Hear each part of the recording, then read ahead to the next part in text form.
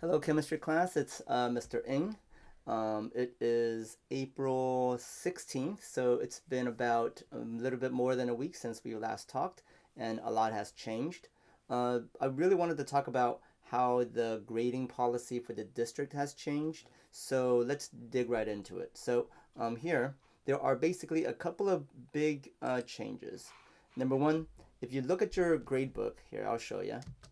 If you look at your grade book, you'll find that you have a separate section for remote learning. This is basically me adapting to the district policy that came out last Friday.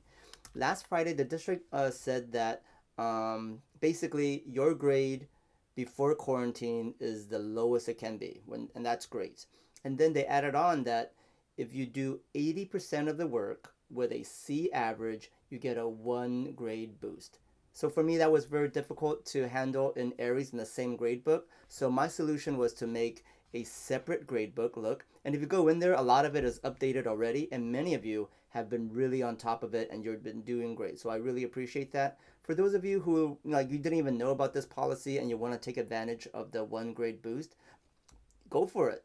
All of that work is not due until the 24th. I extended those deadlines just because I know that many of you weren't aware of this policy. Heck, I wasn't aware of this policy.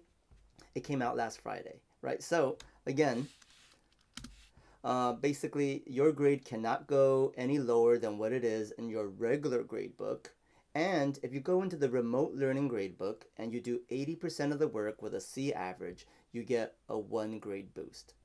For some of you, you might need more than a one grade boost, or you might want more than a one grade boost. Like maybe your grade is pretty low. I am very willing to work with you. And that's number three. I can choose to boost your grade more. At the end of the day, I am in control of your grade. I'm the last arbiter of your grade. So by all means, come talk to me. We have a lot of time, and we should use this time to raise your grade. Good? On that note, I hope you've been taking advantage of the program that is being delivered for you. I don't want you to just have a whole bunch of random work and you just kind of grind through it randomly. More so, I'm really afraid of us.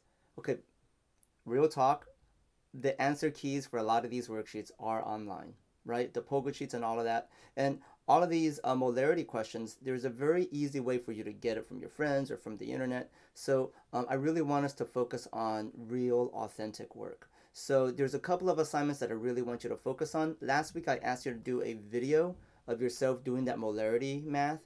That's counting as a test. So I want you to take your time, figure out how to do that molarity, and move on, right? We have two little assignments to kind of clean up molarity. One last worksheet, molarity worksheet 3, and a Kahoot. And that way, finally, on Friday, we can start our discussion on polarity. Hey, thank you very much for watching, and thank you so much for participating in a way that is meaningful.